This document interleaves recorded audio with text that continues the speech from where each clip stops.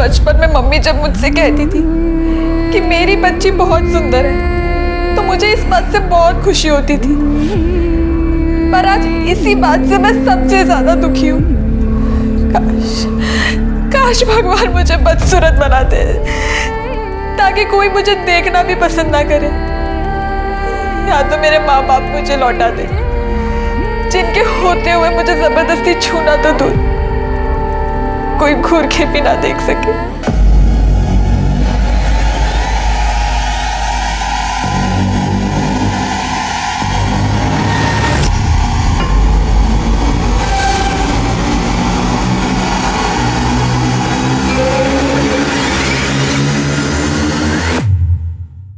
कुछ हुआ है, कुछ तो हुआ है मेरे साथ, मेरे इस शरीर के साथ, पर क्या, कब, किसने, कुछ समझ नहीं आ रहा।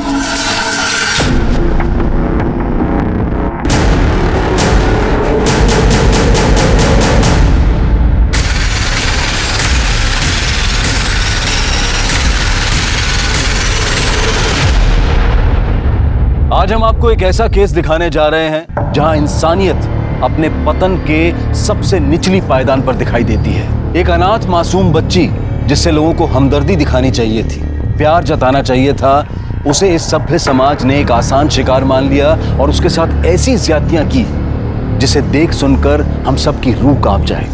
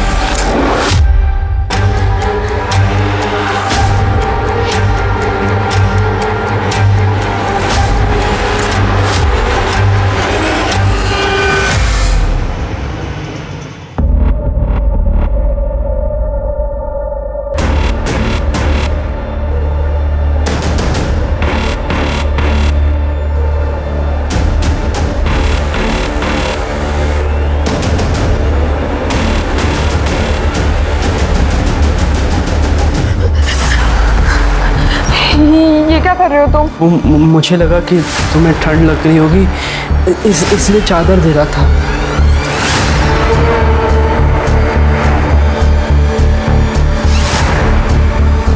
क्या कर रहा था तू? तुझे शर्म नहीं आती? अरे तेरी बुआ की बेटी है वो, तेरी बहन है वो, और तू? अरे ऐसा कुछ नहीं है जैसा आप सोच रही हो।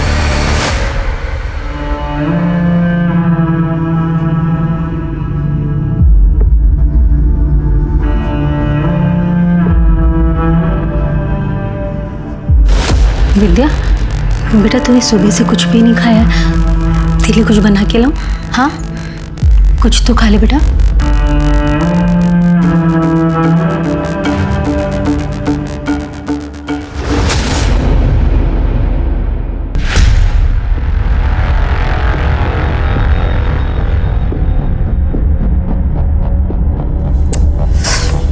क्या कर रही है यार? तेरे सर पर यही भूत सवार रहता है क्या? सो जा चुपचाप। जैसे कि तुम मेरा सारा भूत उतार ही देते हो। अपने पति के साथ नहीं करूंगी तो और किसके साथ करूंगी? इस आदमी को तो रोमांस करना भी नहीं आता। अरे तो रोमांस है कोई स्विच नहीं, जब मन आया ऑन ऑफ कर लिया। हेलो चाचू प्लीज मुझे यहाँ से ले जाओ। विद्या बेटा, क्या हुआ? मुझे मामा जी के घर से ले जाओ। विद्या मैं तुम्हें ले जाऊंगा, पहले ये बताओ कि हुआ क्या, तुम रो क्यों रही हो? वो संतोष भैया ना बड़े गंदे घूरते रहते हैं और यहाँ वहाँ छूने की कोशिश करते हैं। क्या? चाचू प्लीज मुझे ले जाओ, मैं नहीं रह सकती यहाँ पे। बेटा आप डरो नहीं, मैं आपको कल लेने आ रहा हूँ। अभी आप चुप हो जाओ और सो जाओ। ठीक है चाचू।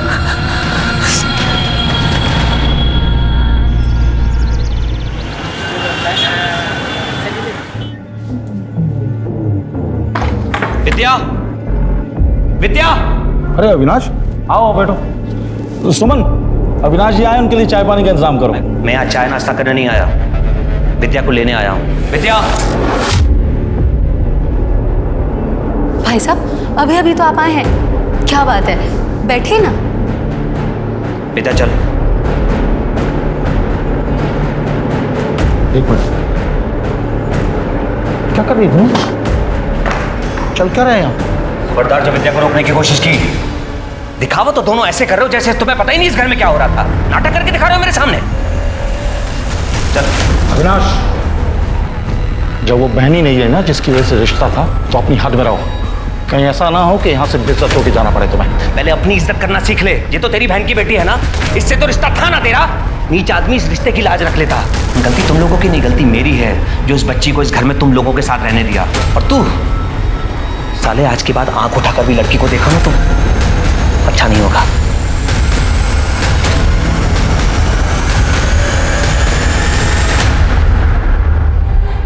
अच्छा हुआ अविनाश भाई साहब विद्या को यहाँ से लेकर चले गए। थोड़े दिन और रुकती तो पता नहीं इसके साथ क्या होता।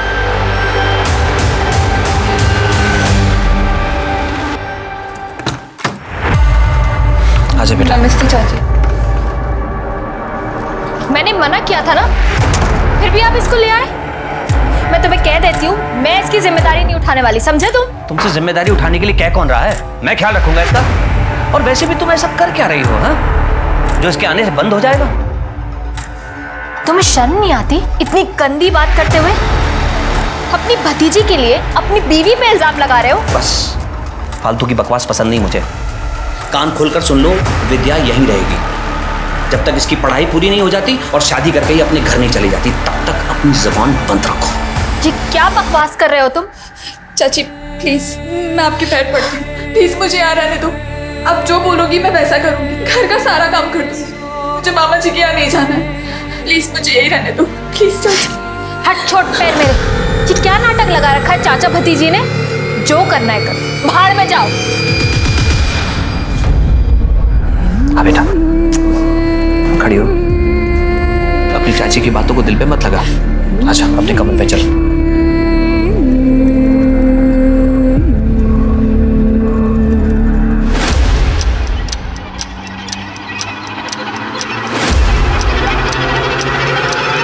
कुछ खो गया क्या? क्या ढूंढ रहे हो? नहीं, मैं घड़ी से पहले ही हुई है घड़ी। मैं बताऊं? लो बेटा। विद्या, हमने प्रिंसिपल से बात कर ली है। कल तुम्हारा 12th में एडमिशन हो जाएगा और परसों से तुम स्कूल जा सकती हो।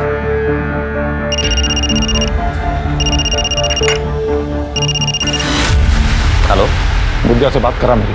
विद्या को तुमसे कोई बात नहीं करनी। देख, ज्यादा कलेक्टर बनने की कोशिश मत कर अविनाश। वो तेरी भतीजी है तो मेरी भांजी भी है। मामा उसका मैं। मामा नहीं साले, कंस मामा है तू। मुझे अच्छी तरह पता है तेरे घर में विद्या के साथ क्या हुआ। और कान खोलकर सुन ले, अब तूने दोबारा परेशान करने की कोशिश की ना तो मैं पुलिस स्टेशन चला जाऊंगा तेरी कंप्लेन करने। और एक बात और, तुम लोगों का विद्या से कोई रिश्ता नहीं। रखो।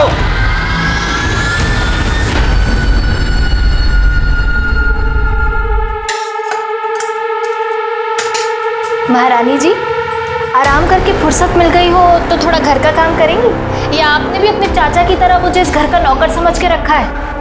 ये ले, चुपचाप ये खाना खा और ये सारे बर्तन मांज, समझी? और अगर बिना किचन साफ किए गई ना तो याद रखना।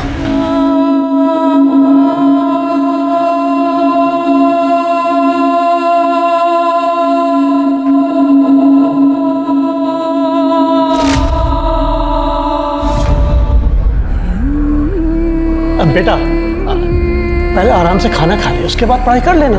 पापा मुझे नहीं खाना है, कल मेरा एग्जाम है और आपने मुझे रिवीजन नहीं कराया ना तो मैं फेल हो जाऊंगी। बेटा खाना नहीं खाएगी तो पेपर कैसे दे पाएगी? देख, मैंने तेरे मनपसंद की सब्जी बनाई है।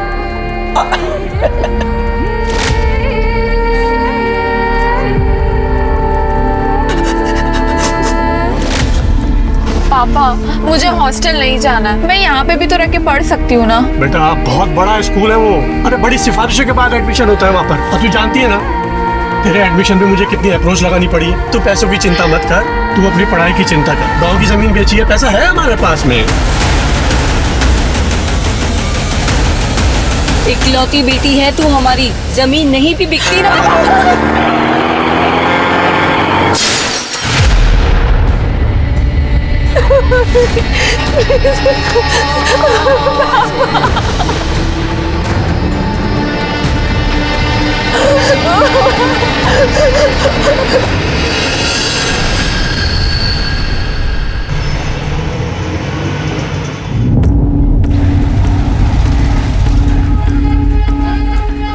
अच्छा सुन, मैं ज़रा पंडिताइन से मिलकर आती हूँ, तो ये सुला लेके घर जा, ठीक है?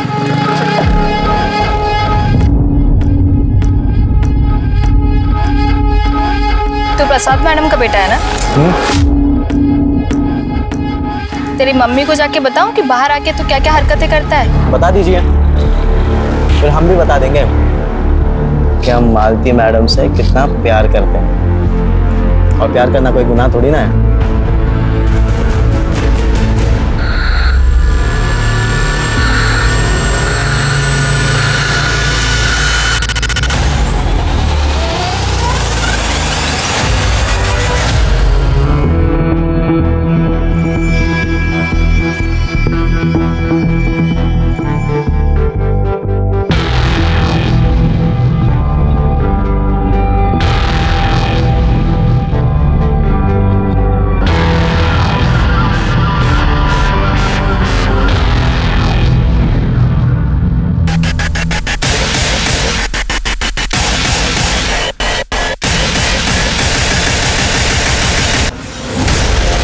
विद्या, जिसके माता पिता उसे हर तरह की खुशी और सुरक्षा देना चाहते थे, वो अब इस दुनिया में नहीं रहे और विद्या लाडली बेटी से अनाथ बन गई और अपने रिश्तेदारों की मोहताज हो गई। जहां उसके रिश्तेदारों को, समाज को उसके प्रति संवेदनशील होना चाहिए था, वहीं वो उसके एकदम विपरीत अत्याचारी बन गए। विद्या एक मासूम बच्ची जो पहले से ही दर्द में थी, लोगों ने उसकी रूह तक को नोच खाने का प्लान बना लिया था।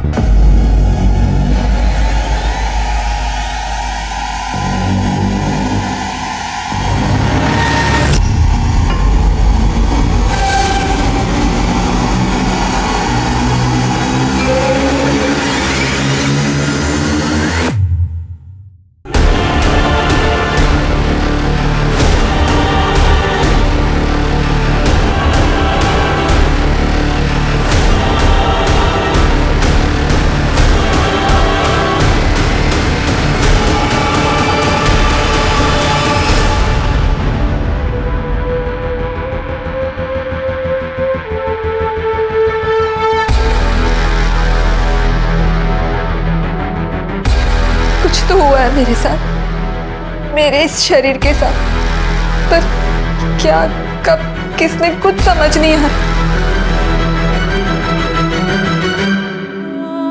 क्या मैं एक मांस का टुकड़ा हूं जिसकी ना कोई इच्छाएं है ना कोई जज्बात? क्या मैं हमेशा उन लोगों के लिए एक भोग की चीज बनकर रह जाऊंगी?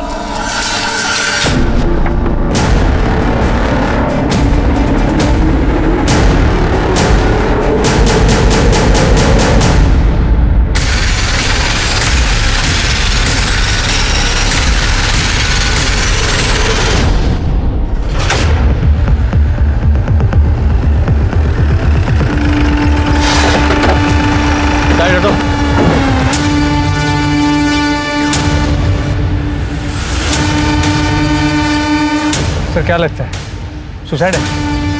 मिश्रा, इतनी जल्दी में क्यों हो? पहले आसपास चेक करो, छानबीन करो, देखो कुछ पता चलता है तो। बॉडी नीचे उतारो।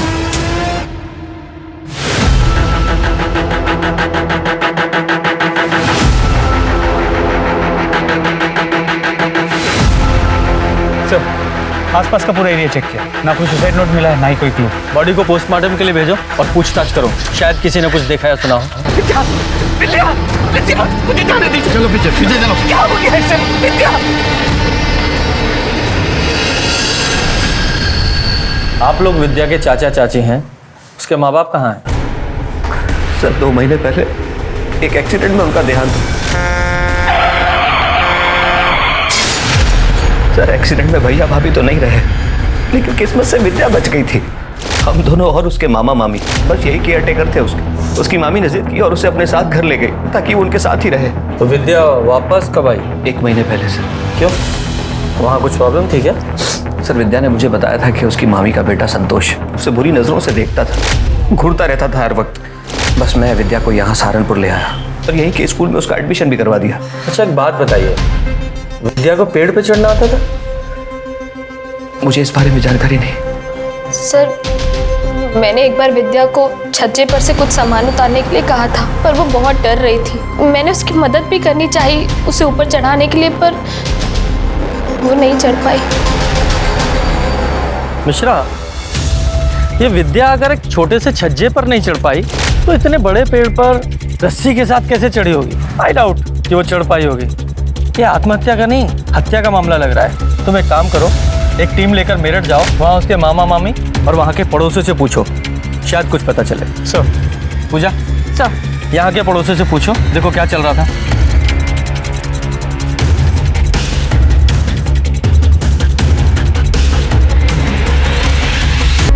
विद्या को पेड़ से लटका के मार दिया गया। किसने मार दिया? कौन सी बच्ची थी वो? बिना माँ बाप की बेटी को मारते हुए उस पे तरस नहीं आया उसे? हो गया तुम लोगों का नाटक। अविनाश ने हमें सब कुछ बता दिया है। तेरे इस बेटे की बुरी नजर थी उस पे।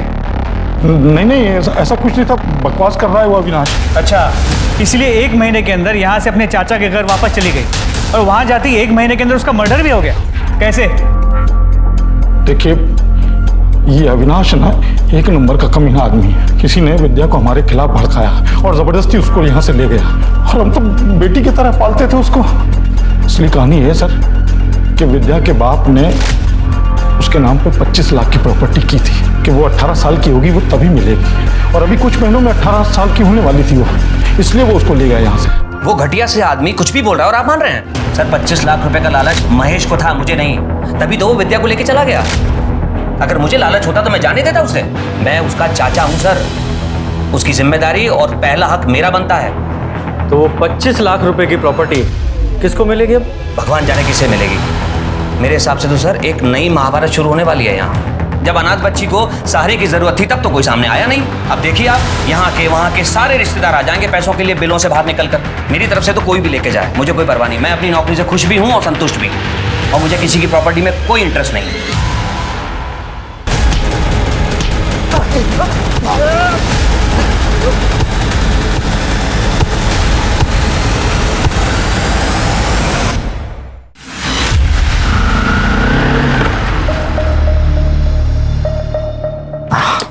क्या है? जब देखो सब्जियां ढोते रहती हो।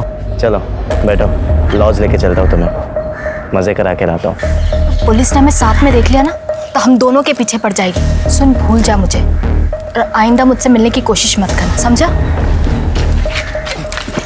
ये पुलिस का चूना ना हमें नहीं किसी और को लगाना, समझे? और मुझे तुमसे जो भी चाहिए, जब भी चाहिए, तुम्हें देना पड़ेगा। एक बार में बात समझ में नहीं आती क्या? कहा ना नहीं जाऊंगी तेरे साथ, अब चुपचाप यहाँ से निकल, बेवकूफ कहीं का।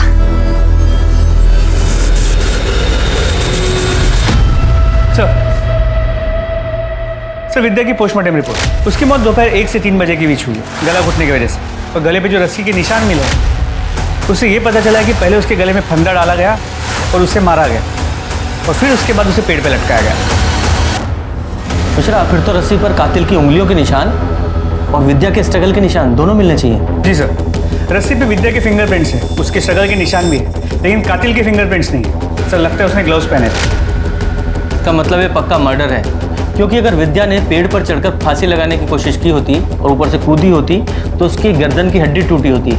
ऐसा तो पोस्टमार्टम रिपोर्ट में कुछ भी नहीं है। सर, एक और बात पता चली, रिपोर्ट के मुताबिक वो सेक्सुअली एक्टिव थी। मर्डर से कुछ दिन पहले भी उसने शारीरिक संबंध बनाए थे, लेकिन उसके साथ रेप हुआ था या उसने अपने मर्जी से सेक्स किया था ये नहीं पता चल पाया, क्योंकि उसके प्राइवेट पार्ट्स पे कोई इंजरी मार्क्स नहीं है। मिश्रा, ये मर्डर फुल प्लानिंग के साथ किया गया है और इसे जल्दी से जल्दी सॉल्व करने के लिए हमारे पास फॉरेंसिक रिपोर्ट का होना बहुत ज़रूरी है। कब आ रही है? बहुत जल्द आ जाएगी। मिश्रा, एक काम करो, एक टीम के साथ मेरठ जाओ और विद्या के बारे में पूरी डिटेल्स पता लगाओ कि उसका कोई बॉयफ्रेंड था या नहीं था।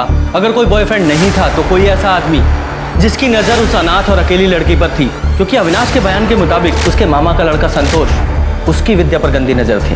तब तक हम यहाँ अविनाश के साथ पूछताछ करते हैं, क्योंकि पोस्टमार्टम रिपोर्ट के मुताबिक मरने के 4-5 दिन पहले विद्या के साथ सेक्स हुआ था। तो हो सकता है वो आदमी यही हो जिसने उसके साथ ये सब किया।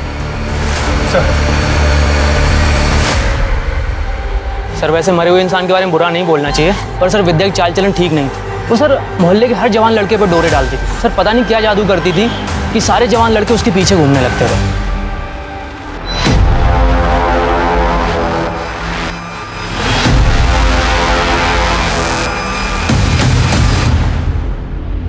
अबे फन्ने का तेरे बाप की रोड है क्या ये जो बीच में खड़ा है?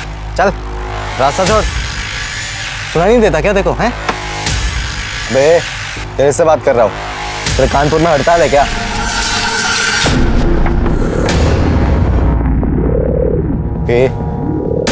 कौन है बे तू? नगर सेवक का बेटा हूँ मैं। अबे क्यों मार रहा है?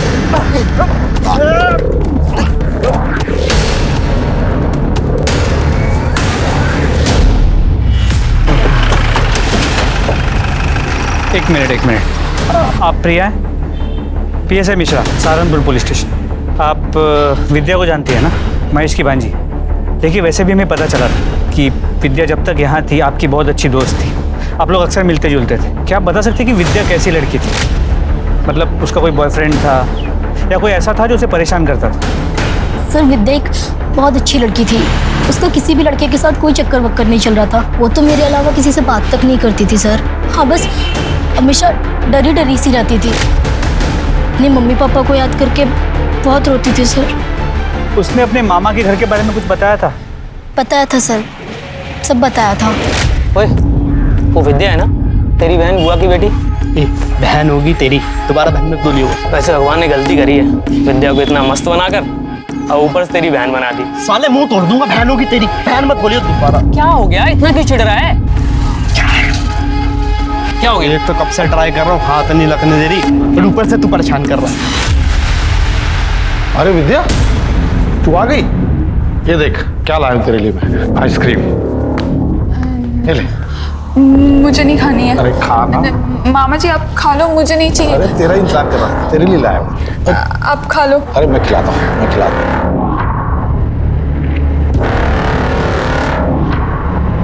मामी ने मुझे काम के लिए बोला था, मैं जा रही हूँ।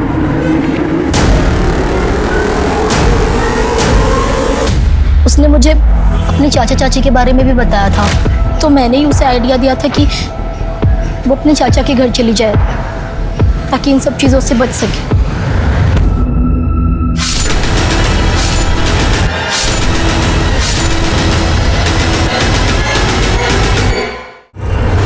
मतलब विद्या के बारे में दो तरह की इंफॉर्मेशन सामने आ रही है। एक कि वो सीधी सादी और डरी सहमी लड़की थी, और दूसरा इसका उल्टा कि उसका कैरेक्टर खराब था, जो कि हो सकता है किसी का पर्सनल ओपिनियन हो। लेकिन महेश और संतोष के बारे में दोनों बार सेम इंफॉर्मेशन आई कि दोनों का बड़ा घटिया कैरेक्टर था। एक काम करो, ये संतोष और महेश दोनों के कॉल रिकॉर्ड्स और मोबाइल लोकेशंस निकलवाओ और विद्या के बारे में पूरी डिटेल्स निकालो और ज़्यादा। सर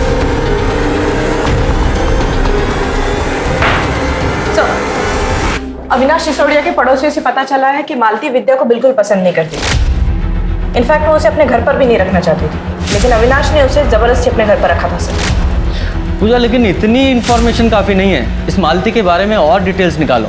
ये पता करो कि मालती विद्या को अपने घर से निकालने के लिए किस हद तक जा सकती है, और ये भी पता करो कि विद्या के शारीरिक संबंधों के बारे में उसके चाचा चाची को कितना पता था भी या नहीं। मैडम ये क्या कह रही हैं आप? ऐसा नहीं हो सकता, विद्या ऐसी लड़की थी ही नहीं। ऐसा हम नहीं, विद्या की पोस्टमार्टम रिपोर्ट कह रही है। विद्या को कोई बॉयफ्रेंड, कोई अफेयर वगैरह? मुझे क्या देख रहे हो? मुझे क्या पता स्कूल जाने के नाम पे क्या क्या करती थी।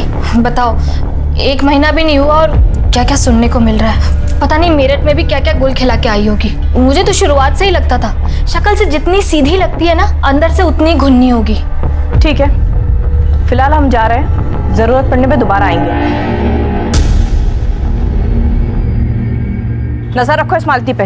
विद्या का तो पता नहीं, लेकिन ये मालती ना शक्ल से सीधी है ना हरकतों से। बहुत कुछ छुपा रही है ये औरत। सर विद्या की फोरेंसिक रिपोर्ट से पता चला है कि उसके पेट में और खून में केमिकल के ट्रेसेस मिले। सर ये केमिकल खास तरह की जड़ी बूटी में पाया जाता है, इसका स्वाद मीठा होता है और अगर किसी को बिना बताए खिलाया जाए उसे पता भी नहीं चले। और सर सबसे बड़ी बात, इसे खाते ही आदमी कुछ ही वक्त में बेहोश हो जाता है। इसका मतलब ये भी हो सकता है कि विद्या के कैरेक्टर के बारे में जो भी कहानी सुनाई जा रही है वो पुलिस को जानबूझकर गुमराह करने के लिए सुनाई जा रही है। हो सकता है यही केमिकल देकर उसको पहले बेहोश किया गया, फिर उसके साथ रेप किया गया, तभी विद्या के शरीर पर कोई स्ट्रगल के निशान नहीं मिले। एक काम करो, मेरठ और सहारनपुर के जितने भी ये जड़ी बूटी बेचने वाले ना, इनसे पता करो, हो सकता है कोई क्लू मिले। सर टावर लोकेशंस के हिसाब से जिस दिन विद्या की मौत हुई थी उस दिन संतोष और महेश दोनों सहारनपुर के गोविंदपुर में मौजूद थे। तो हो सकता है इन दोनों ने ही इस विद्या का मर्डर किया हो। उठाओ सालों को।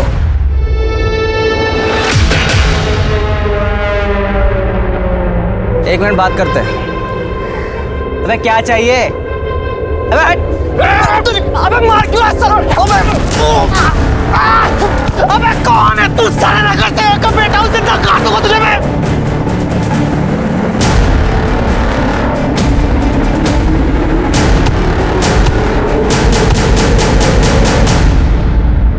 मेरे दोनों बच्चों पर जानलेवा हमला हुआ और अभी तक आपने किसी को अरेस्ट नहीं किया। लगता है आप लोगों को आपकी नौकरी प्यारी नहीं। मैम 2 मिनट शांत रहेंगी आप? तो डिटेल में बताओ क्या हुआ था तुम्हारे साथ? सर मैं रोड पे जा रहा था, तब ये चेहरा ढका हुआ आदमी मेरे सामने आया और मुझे मारने लगा। सर कौन है वो आदमी जिसने इन दोनों भाइयों को जान से मारने की कोशिश की और क्यों? सर हो सकता है इसका विद्या के मर्डर से कोई लेना देना हो। कौन विद्या? हम किसी विद्या को नहीं जानते। नहीं सर। नहीं ऐसे। सर ये तो इस महेश की बीवी है, सुमन। ये मेमोरी कार्ड मुझे मेरे अलमारी से मिला। जब मैंने इसे अपने फ़ोन में डाला तो विद्या के कुछ फ़ोटोज़ और वीडियोज़ मिले नहाने के, जो मेरे पति और बेटे ने निकाले। सर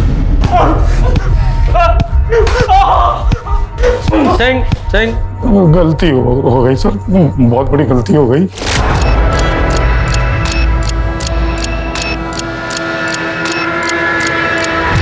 ये क्या करें आप? पता नहीं, नेटवर्क नहीं मिल रहा है। क्या हुआ? सब समझती हूँ मैं। अरे भांजी है आपकी सगी बहन की बेटी, आपको शर्म नहीं आती है सब करते हुए? क्या बकवास कर रही है तू? मैं सोच भी नहीं सकता हूँ ऐसा। हेलो। सुमन सब भाग गई थी, लेकिन उसे ये नहीं पता था कि मैंने विद्या की नहाते हुई फोटो खींच ली है और अपने मेमोरी कार्ड में डाल के अपने अलमारी कपड़ों के पीछे छुपा दिया। मैं उस फोटो का फायदा उठा पाता उससे पहले विद्या अपने चाचा के साथ यहाँ सहारनपुर चली आई थी और मेमोरी कार्ड भी गायब था। मैंने पूरे घर में मेमोरी कार्ड ढूंढा सर, मुझे नहीं मिला। मैंने विद्या से बहुत बार पूछा, लेकिन उसने मना कर दिया कि उसके पास मेमोरी कार्ड नहीं है। विद्या, उन्हें अलमारी से मेरा मेमोरी कार्ड चुराया ना? निकाल। नहीं मामा जी, मुझे कोई मेमोरी कार्ड नहीं पता। प्यार से बोले, तुझको समझ नहीं आ रहा? कार्ड निकाल। मुझे नहीं पता मेमोरी कार्ड, सही में मुझे नहीं पता। तेरी वजह से कोई प्रॉब्लम हुई ना तो जान से मार दूंगा तुझे। उसे डरा धमका के हम लोग वापस मेरठ चले आए। वापस चला गया? झूठ बोलता है। विद्या को डरा धमका कर वापस गया था या मर्डर करके? नहीं सर, हमने किसी को नहीं मारा है। सर तो फिर ये तू भी सपने देखता था ना उसके साथ सोने के? हमने ये भी पता किया है कि तूने उसे दोस्तों के जरिए उसे बदनाम किया था। हाँ, उसका कैरेक्टर खराब करना चाहता था तू। सर मैंने उसे नहीं मारा सर। एक्चुअली मुझे कोई लड़की भाव नहीं देती थी, तो मैंने सोचा कि विद्या घर पर ही है तो उसे ही पटा लेता। फिर उसने भी मुझे भाव नहीं दिया तो मुझे गुस्सा आ गया और मैंने उसे बदनाम करना शुरू कर दिया। तेरी तो वो बहन थी ना? सर नहीं मारा।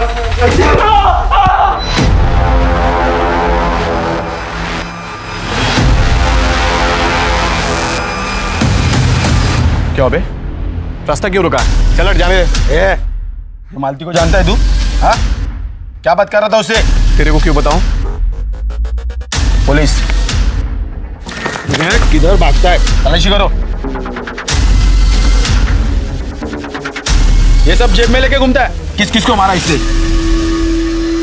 सर ये मेरा भाई है प्रकाश। और ये है वो पंच जिससे तुम्हारे भाई ने नितिन और अनिल दोनों को मारा। क्यों मिश्रा, इतनी आसानी से नहीं बोलेगा, थोड़ी खातिर करो इसकी। सर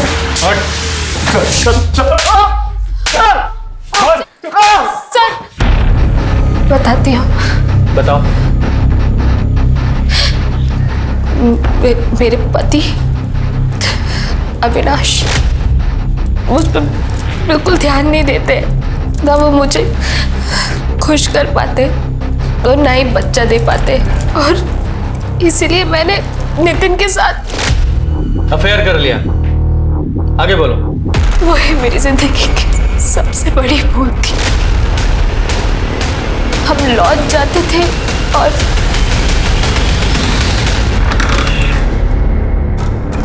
तुम लाल परी लग रही हो बिल्कुल। तुम यहाँ क्या कर रहे हो? बेडरूम बढ़िया है। किसी ने देख लिया तो प्रॉब्लम हो जाएगी। तुम अभी निकलो, मैं तुम्हें बाहर छोड़ कर आती हूँ। अरे इतनी क्या जल्दी है? आज तुम्हें आपके लिए कैसी डील लाया हो जो सुन के आप नाक से लगोगे। मतलब आज तुम्हें खुश मैं नहीं, मेरा भाई अनिल करेगा। तुम्हारा दिमाग खराब हो गया है क्या? मैं कोई अरे हाँ, मुझे पता है कि तुम वैसे टाइप की औरत नहीं हो। तुम अभी इसी वक्त यहाँ से बाहर निकलो, और तुम्हारे मेरे बीच में जो कुछ भी था ना वो अभी इसी वक्त खत्म। अपनी शक्ल भी मत दिखाना मुझे। चलो निकलो यहाँ से। अरे अरे ठीक है, शक्ल नहीं दिखा सकते ना। ये वीडियो तो दिखा सकते हैं ना। मुझे लगा एक बार की बात है और फिर वो मुझे परेशान करना बंद कर देगा, लेकिन नहीं, वो मुझे हर दूसरे दिन ब्लैकमेल करने लगा, और फिर तो उसने हद ही कर दी। मैं नितिन की ब्लैकमेलिंग से परेशान हो गई थी सर। अभी तक तो मेरे पति को सिर्फ शक था, लेकिन अगर उन्हें पता चल जाता तो वो मुझे घर से निकाल देते। उन्होंने विद्या को भी मुझ पर नजर रखने को कहा था। एक दिन थक हार के मैंने सब कुछ अपने भाई को बता दिया, और उससे ये सब सुन के बहुत गुस्सा आया, और इसने उन दोनों भाइयों को बहुत मारा। एक गलती को छुपाने के लिए तुमने दूसरी गलती की, यानी कि दोनों भाइयों को अपने इस भाई से पिटवाया। तुम्हें ये करने के बजाय पुलिस के पास आना चाहिए था। खैर ये बताओ, विद्या को तुम्हारे इन सब चक्करों के बारे में पता था? बोल। एक बार उसने हम दोनों को लॉज से बाहर निकलते हुए देख लिया था।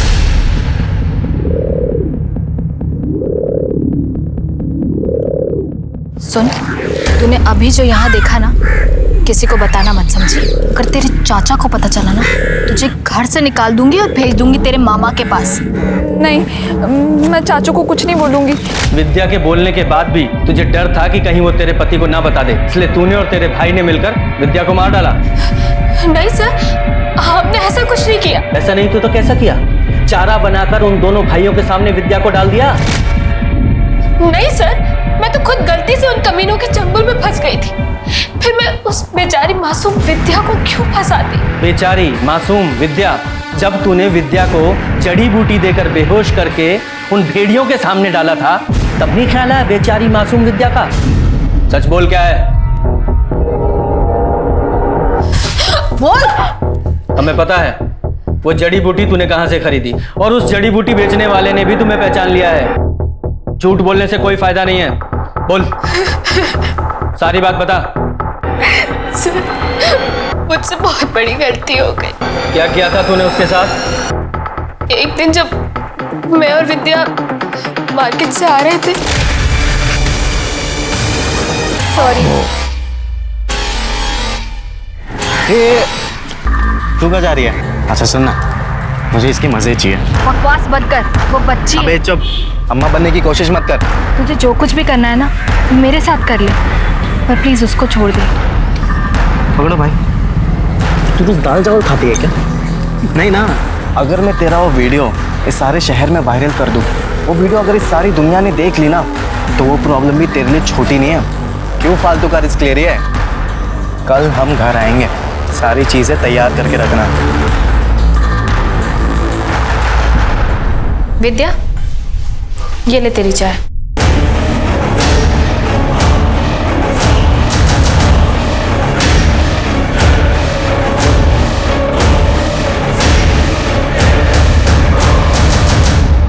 ए, तुम कहाँ जा रही हो? चुपचाप से यहीं पर खड़ी रहो। कभी कभी देखने में भी ना बहुत मजा आता है।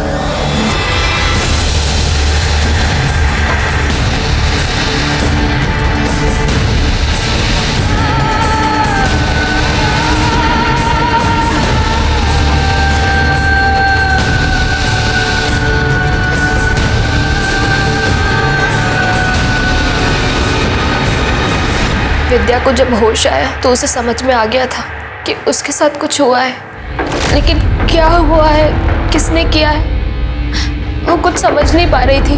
उसने मुझसे पूछा भी, पर मैंने उसे कुछ नहीं बताया। उसके बाद भी नितिन और उसका भाई हमारे घर कई बार आए और विद्या के साथ जबरदस्ती की।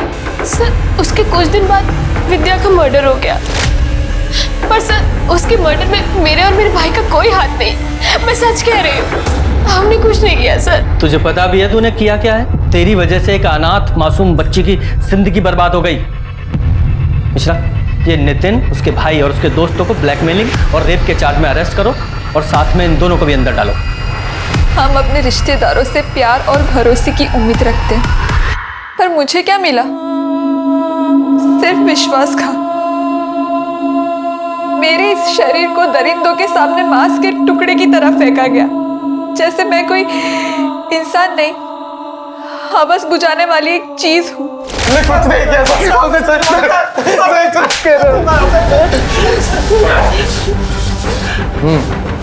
क्या बता? अबे बता ना, बोल, बता। सर हमें तलब लग गई थी, तो मालती के बाद हमें विद्या पसंद आ गई थी, इसलिए हमें विद्या के साथ। इसलिए तूने मालती को ब्लैकमेल किया और विद्या के साथ रेप किया, और तुम लोगों का भांडा ना फूट जाए इसलिए उसको मार डाला। नहीं सर, हमने नहीं मारा उसे सर हमें जो चाहिए था वो तो मिल ही रहा था ना सर, तो हम क्यों मारेंगे सर उसे? सर वो तो ना हमारी शक्ल पहचानती थी ना नाम जानती थी। विद्या तुम्हारे नाम और शक्ल नहीं पहचानती थी, लेकिन मालती तो तुम्हें अच्छे से जानती थी ना। सर हमने नहीं मारा है विद्या को, और जिस वक्त विद्या का मर्डर हुआ था तभी तो हम सिनेमा हॉल में फिल्म देख रहे थे। सिंह, इनकी अच्छे से तोड़ाई करो। मिश्रा, इनकी सिनेमा हॉल वाली स्टोरी की अच्छे से जांच करो कि इसमें कितनी सच्चाई है। जी सर।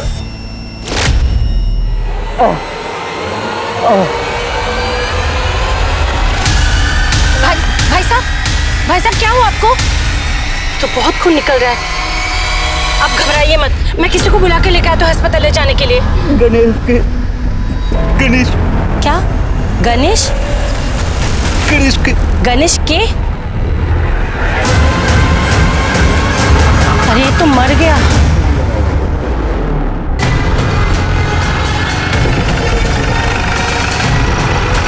विजय,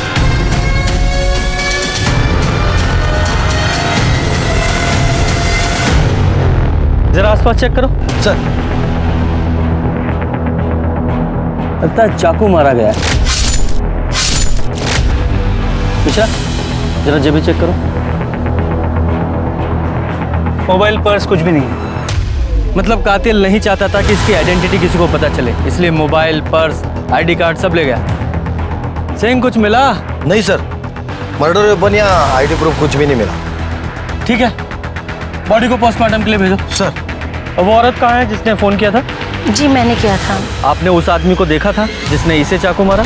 जी नहीं, जब तक मैं यहाँ आई तब तक वो तड़प रहा था, बस एक नाम ले रहा था। Ganesh. Ganesh? Ganesh K. Ganesh K. Ganesh K. Pooja, sir statement लो। Yes sir. मिश्रा, ये गणेश के, इसका क्या मतलब हुआ? सर हो सकता है कि ये अपने किलर का नाम ले रहा है। ये कुछ और है या किलर का नाम, ये पता लगाना पड़ेगा।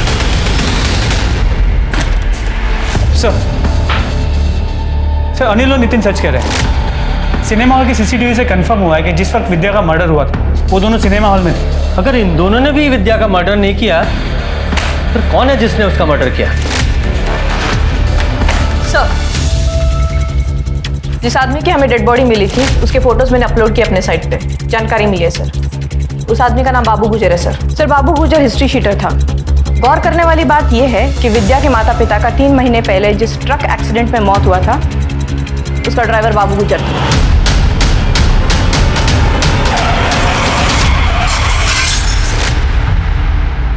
और एक बात, बाबू गुजर पिछले 6 महीने से फरार था, वांटेड क्रिमिनल था sir.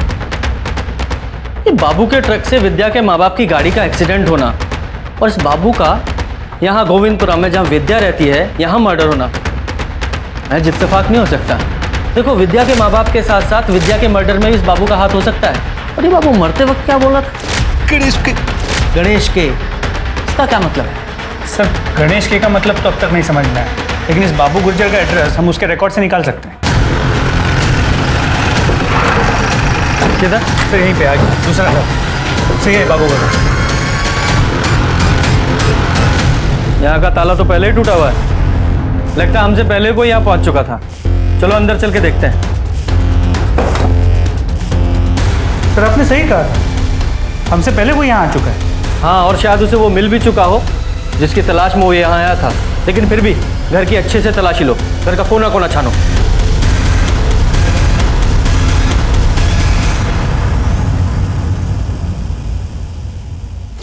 Ganesh K. Ganesh K. Ganesh.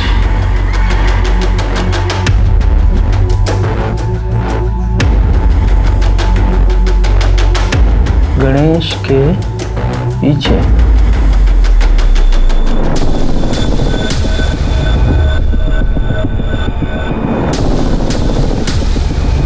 Sir ये तो स्पाई कैम है, कैमरा है, इसे वीडियोस रिकॉर्ड होते हैं।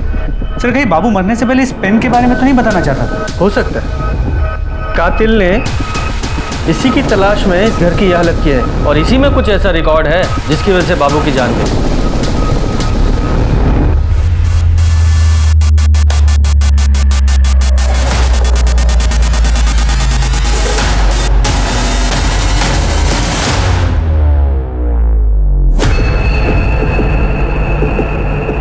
अब बोल।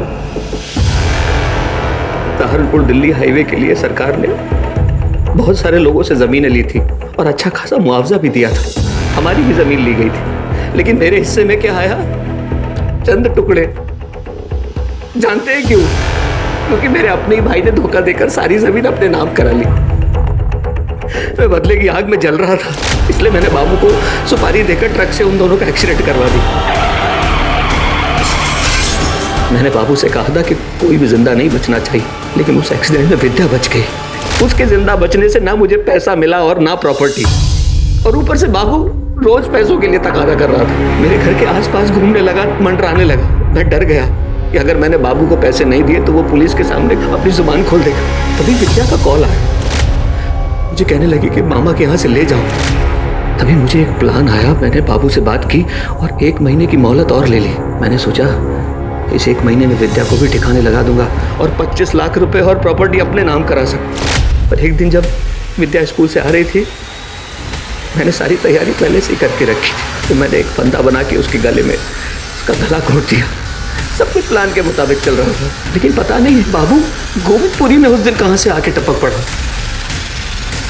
वो खींच के बांध दिया ताकि सबको लगे कि एक सुसाइड है। बाबू मुझे धमकी देने लगा कि उसके पास मेरे खिलाफ सबूत है।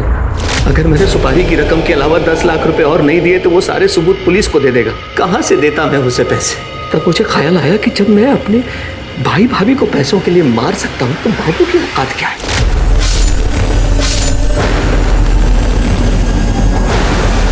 बाबू तो मर गया, लेकिन सबूत भी तो मिटाना जरूरी था। इसलिए मैं बाबू के घर गया, ताला तोड़ा, पूरे घर की तलाशी ली, लेकिन सबूत नहीं मिला मुझे। तुझे वो सबूत इसलिए नहीं मिला क्योंकि वो सबूत पुलिस को मिलना था। हम ये तो सोच सकते थे कि विद्या का कातिल एक न एक दिन पकड़ा जाएगा, पर कभी ये नहीं सोचा था कि एक ही परिवार के, एक ही खानदान के इतने सारे लोग एक साथ कमीने होंगे जो उस बच्ची पर तरस नहीं खाएंगे बल्कि उसका किसी न किसी तरह फायदा उठाना चाहेंगे। चढ़ो सारी जिंदगी जेल में। अविनाश, महेश, संतोष, नितिन और बाबू जैसे लोगों को जानवर कहना दरअसल जानवरों के साथ ज्यादती होगी, क्योंकि जानवर भी तब हमला करता है जब वो असुरक्षित महसूस करता है या फिर अपना पेट भरना चाहता है। लेकिन किसी लाचार, मासूम, जरूरतमंद इंसान को सहारा देने से पहले हम उसका फायदा उठाने की सोचते हैं। जब भी ऐसी प्रवृत्ति, ऐसे विचार हमें अपने अंदर पनपते हुए दिखाई दें तो हमें तुरंत सतर्क हो जाना चाहिए, क्योंकि इसके परिणाम कभी भी अच्छे नहीं हो सकते। अब मैं अनूप सोनी आपसे विदा लेता हूं। फिर मुलाकात होगी क्राइम पेट्रोल सतर्क में एक और नए केस के साथ। तब तक अपना और अपने परिवार का ख्याल रखें, सतर्क रहें, सुरक्षित रहें और देखते रहें क्राइम पेट्रोल सतर्क। जय हिंद।